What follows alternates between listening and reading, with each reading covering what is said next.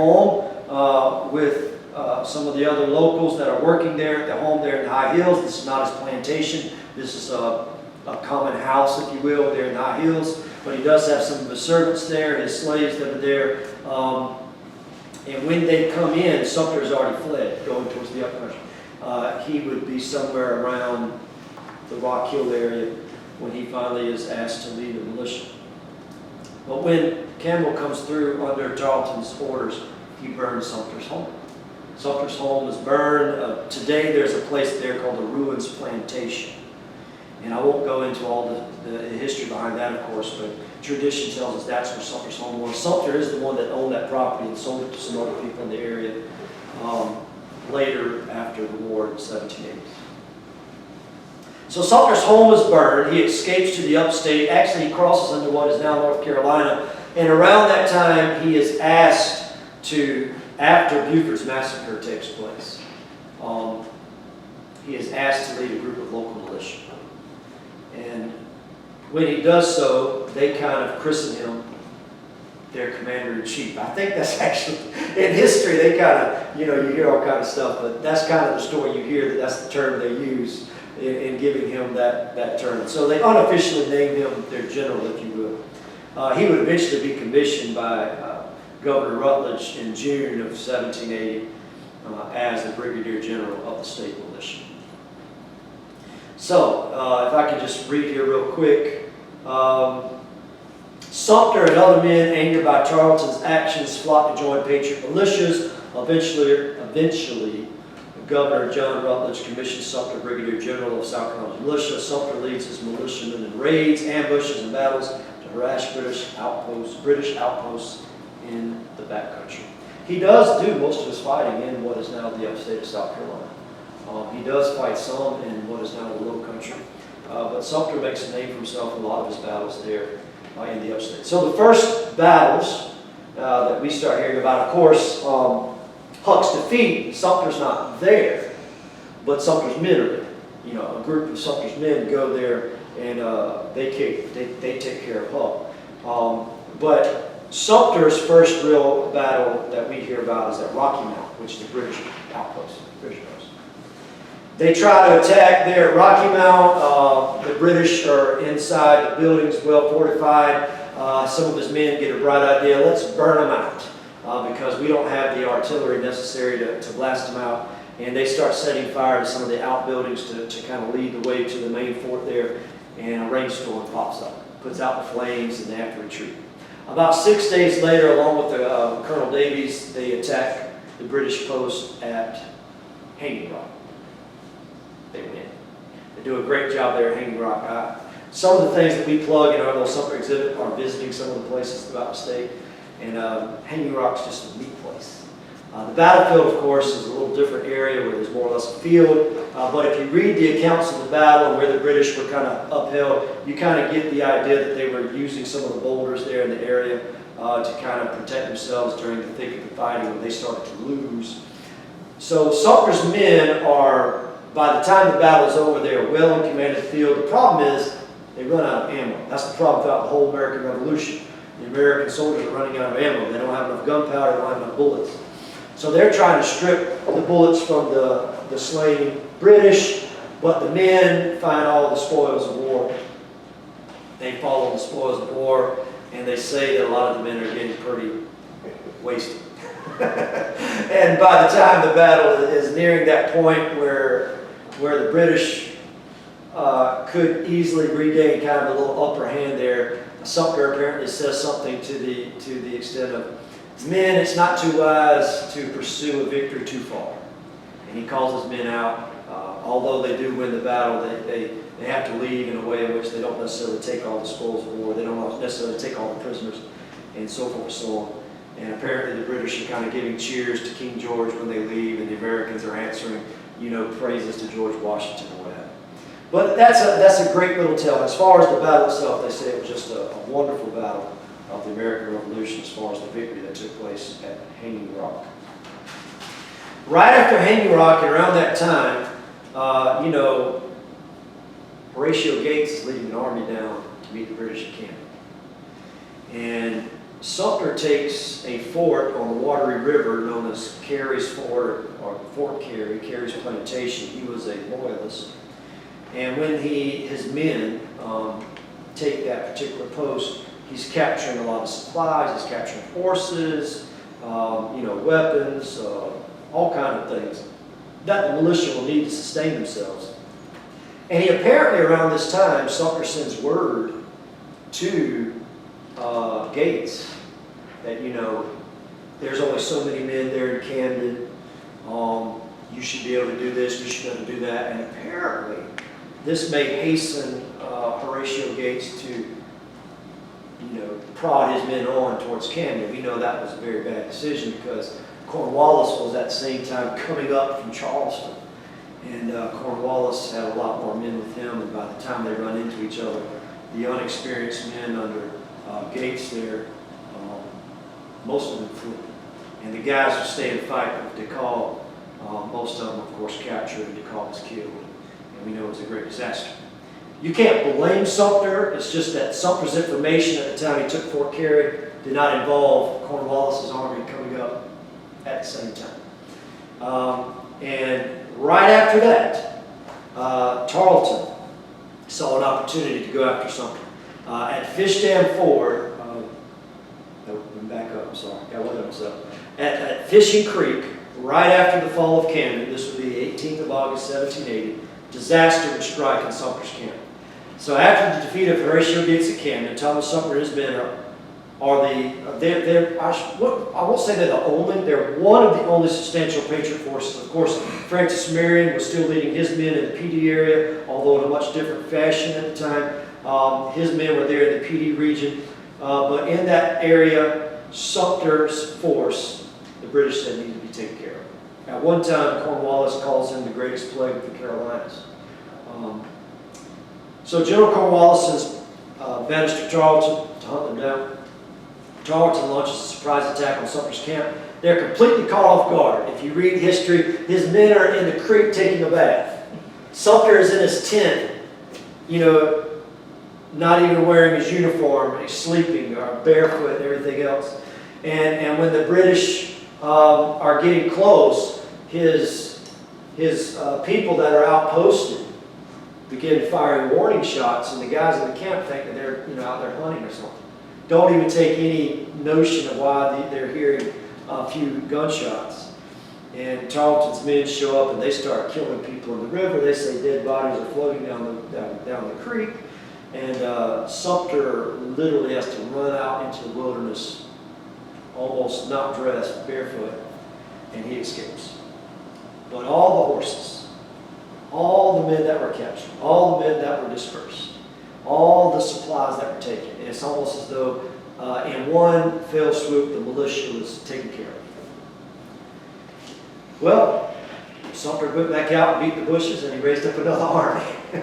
This is what the guys in the militia did. People like Marion, people like Sumter, you hear all these other names, Pickens and so on and so on. These guys were persuasive. These guys had to find people that were willing to fight for them. And that was kind of their battle behind the scenes throughout the war, getting people that were willing to help them fight. But Sumter does raise another army. At Fish Dam Ford, both sides end up claiming the victory, but to give you a little recount of the battle that took place at Fish Dam Ford, this will be in November of 1780, after Sumter has another considerable army with him. This takes place after the Battle of Kings Mountain. I don't want to bog you down to too much stuff here, but during the Battle of Kings Mountain, Sumter probably would have been there. An interesting thing takes place.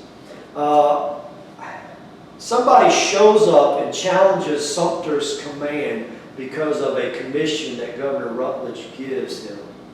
And when he shows up, Sumter, at that time, kind of waiting the official word of who's actually in charge of the militia here, says, I'll lay back. According to the biographies, a lot of the men were unhappy about this change in leadership. They wanted to follow Sumter.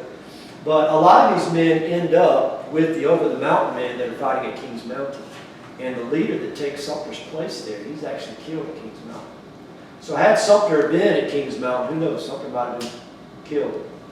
and never have seen anything after that as far as the war goes. But Sumter does not come back into leadership of the militia, we'll say, officially until after the Battle of Kings Mountain. After the Battle of Kings Mountain, Sumter is down at Fish Dam Ford, and Cornwallis hears that Sumter's there, and he is amassing a large army of militiamen once again. He sends Major James Weemus to find him.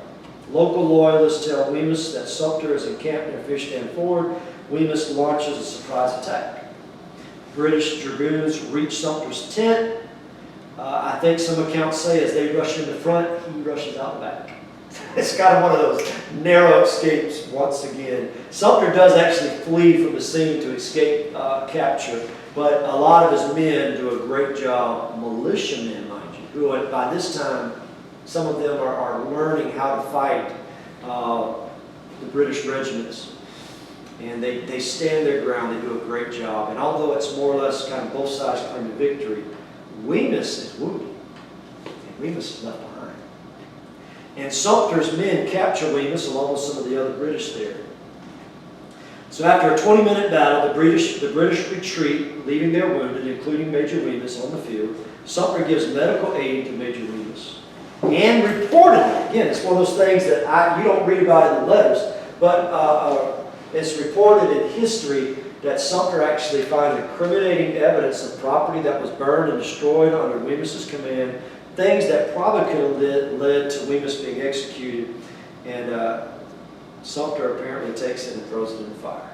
Now, we don't have any documentation to prove that, but it's a great story. Here it is. The American has his captive there who's wounded. He orders him to be cared for, and he takes these documents that can incriminate him, so to speak, and cause a lot of problems for him as an American prisoner, and he throws them in the fire, as though it's something that he's going to do in Weemus's favor. He does exchange Weemus later with some others for a picture of prisoners of war. Sometime after that, at a place called White's Mill, Sumter take a lot of supplies from a British wagon, but apparently this is under a flag of truce. This is an interesting little thing that I read about when I went to the archives there in York.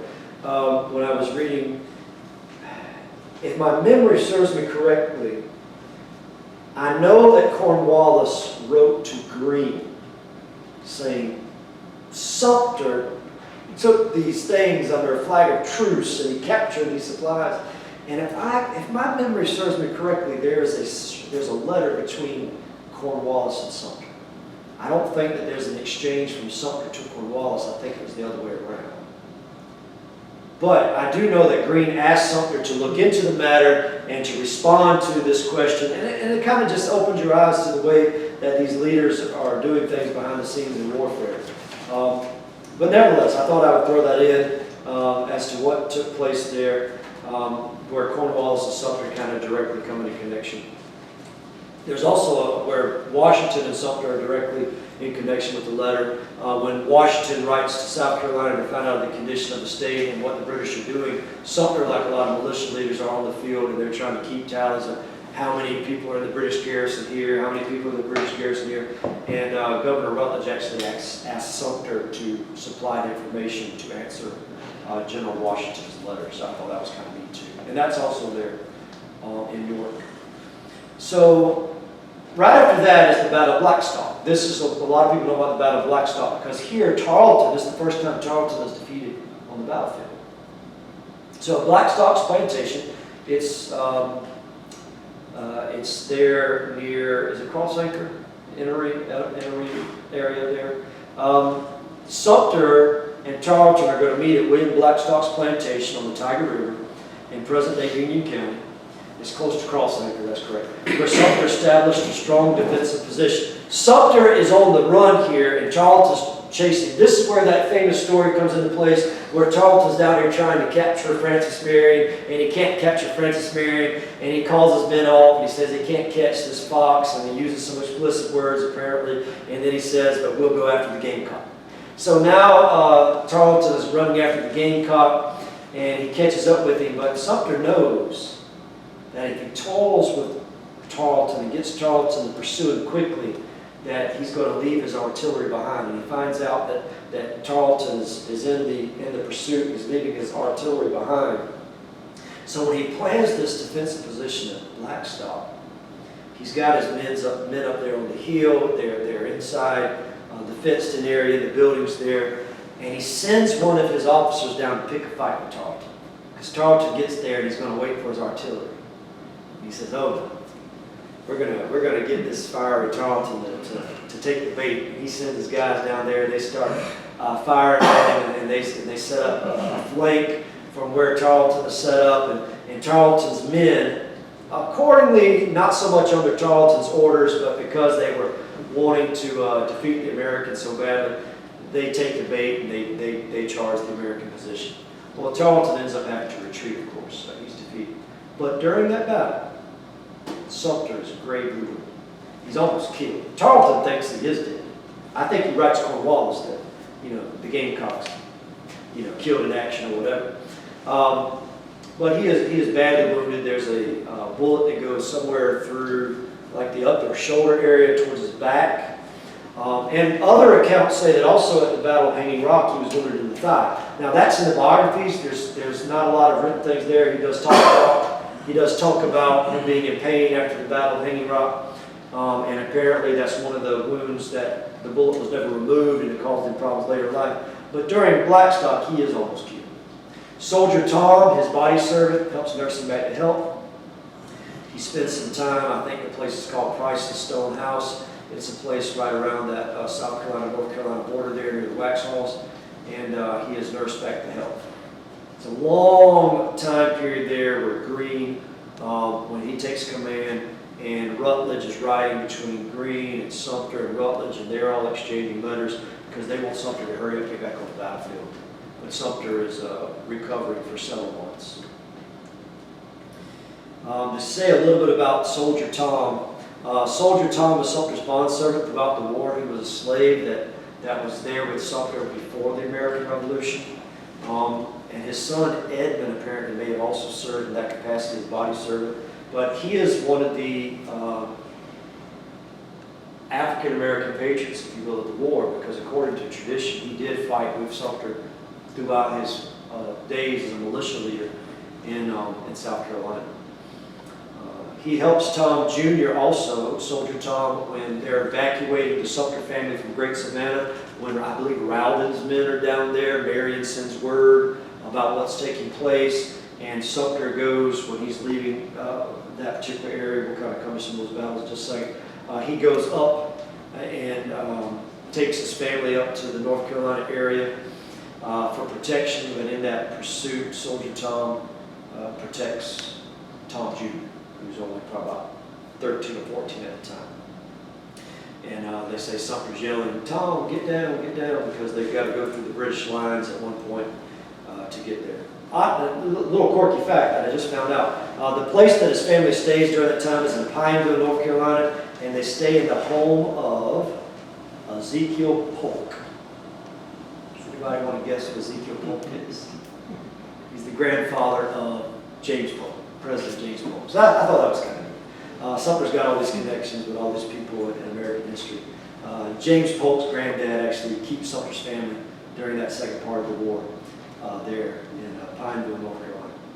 All right, so after he's nursed back to health and he gets back on the battlefield, Sumter wants to attack these British posts, the War of Posts. He feels like if they could take the British posts, they could slowly but surely kind of confine the British to Charleston, and they can cut them off here in South Carolina. So, of course, Fort Granby, the post on the Congarees. In February of 1781, Sumter is the one that lays siege to Fort Granby to try to defeat them. And he's here for at least 3 days, according to what I read. And during that time, his men build a siege tower in order to fire upon the stockade. But during that time, Lord Rowden is showing up to reinforce the British troops, and Sumter retreats. He retreats and he goes down the Congaree, down to the Santee, and his men capture some British supplies, and they decide to transport them by water down the Santee, and they come too close to the cannons of Fort Watson, and the supplies are captured. Sumter tries to attack Fort Watson, the Santee Indian Mound that's down there in the Santee Wildlife Refuge today that you can visit. He's the first American to attack Fort Watson, but he again doesn't have artillery, and after a very short battle, his men retreat from Fort Watson. Of course, it would be Marion, Light Horse Harry Lee that would eventually take Fort Watson, and yes, later, Light Horse Harry Lee would take Fort Granby. Now, according to the biography, you may or may not have read about this or know about this, you may know it very well, much more than I can tell it. Sumter was really mad at Light Horse Harry Lee. He couldn't believe the negotiating that took place. He couldn't believe what was allowed when the British troops left. Sumter saw Fort Granby as a treasure chest to be taken, and the way that Light Horse Harry Lee worked it out made Sumter mad. He wrote about it. He said he wished that that man would have never went to that place. Sumter, though, did leave the siege of Fort Granby. He did go down and do some other things, and he was out probably plundering and taking supplies for his militia. His militia was known for their plundering, and a lot of the Civil War that took place in South Carolina is a lot of us laid to the charge of Sumter's men, just to be honest with the whole situation. So without saying anything else really more about that, he's unsuccessful in taking a few of those posts there. There's some interesting letters that are written between Marion and Sumter at that time. Sumter wanted Marion's help when they were going to take Fort Watson the first time. Marion was engaged in some other things. And Marion actually sends some letters from Sumter's home from his wife to Sumter on the field. So these guys are exchanging letters and things. But this next event is where a lot of the tensions come to a head. Eventually Greene, I think in a measure to pacify Sumter, because Sumter does have a chip on his shoulder, bless his heart. He does think more about his militia than he does about the Continental Army and what the Continental Army wants to do. History teaches that. Although he wants America to be successful, he doesn't want to do so at the expense of his men, because he believes that once he does that, his men are just going to go home. And he's not going to have an army. He doesn't want to give his men's horses to the Continental Army, though Greene begs for them, basically. Because he feels like what he's doing and what he's trying to accomplish, they need those horses. And Marion's the same way. Marion doesn't want to give his horses to the Continental Army. So Sumter's given command of this large militia expedition that's going to go down into the Low Country. And this is where they go down, and the Biggins Church incidents takes place, and Light Horse Harry Lee is in this with Marion, and Sumter is in this, and a lot of other leaders. This large militia army that goes down to Fort Quinby are also known as Shubrick's Plantation. Well, the British eventually are chased down to that particular point down in, I guess, what is now Monk's Corner. And while they're down there, they don't want to wait for the artillery to arrive. Sumter is this guy who's like, let's attack them, you know, we got this chance, we got them on the run, and we want to attack. They say that Marion says to Sumter, we need to wait for the artillery to arrive. We don't have what we need to get them out of this, you know, to get them out of this position. And Sumter, against others' requests, send men into battle, particularly Marion's men into battle, putting Marion's men in harm's way. Where Light Horse Harry Lee is with his dragoons at the time, they're not really able to take part in this. And a lot of militia are killed. Sumter, in his fighting style, puts himself in harm's way, puts his men in harm's way, and there's a lot of fierce fighting. Marion and his men, you know, with what he has to work with, he's known for more of the guerrilla tactics. He's known for more of the let's attack them, but let's attack them on our terms, where we can, you know, put as much injury into them as we can, but then at the same time retreat or do what we need to do to keep our men intact. He doesn't see that it's necessary to put people in harm's way if he can do it another way. Sumter is like this fire eater when it comes to battle, it seems. This is where the quote comes from Light Horse Harry Lee, where he says, enchanted with the splendor of victory, he, meaning Thomas Sumter, would wade through torrents of blood to attain. After the failure to take Fort Quinby at Sugar's Plantation, a lot of the militia under the command of Marion and these other guys, they're just really mad at Sumter. At that point, Marion really doesn't want anything else to do with Sumter as far as what history tells us. And Sumter is kind of defeated. You know, he camps there for a while. They want to get artillery, and, but when a lot of the militia leave, there's just a lot of hard feelings for what takes place down there. Towards the end of the war, Sumter is around the Orangeburg area. He's attacking the Tories that are holed up in the Orangeburg area. And when the Battle of Eutaw Springs takes place, you know, Sumter's not there. Sumter's doing other things in other places.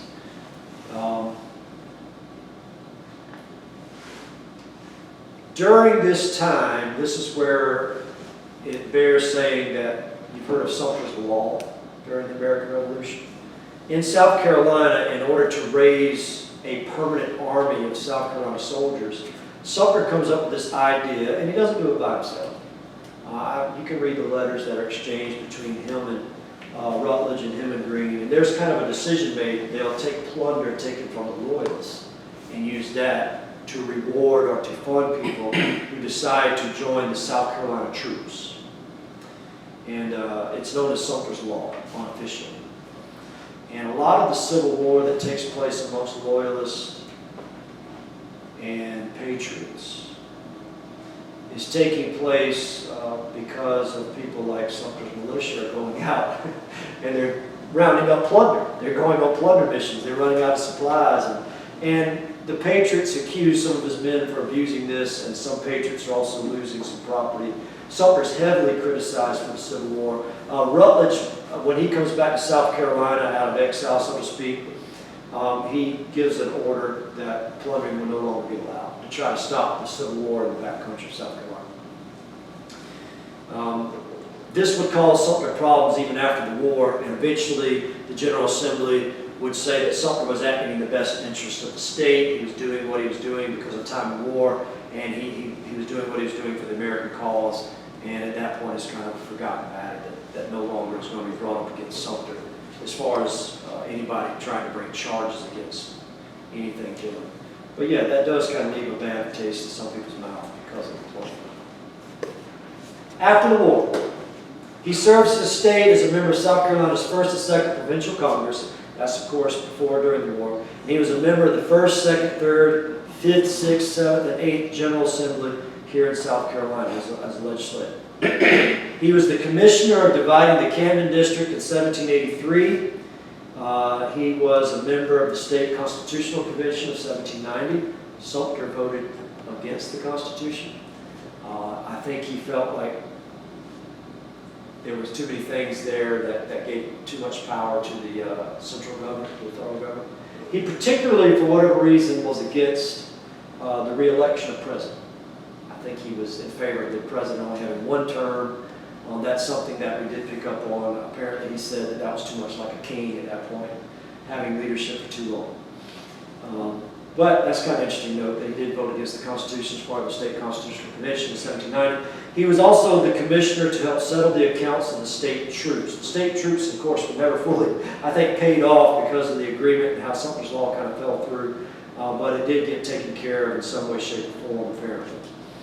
Now, the new capital, when they were voting on a new capital in 1783 for the state of South Carolina, the General Assembly discussed moving the state capital, of course, to a more central location besides Charleston, meaning outside of Charleston.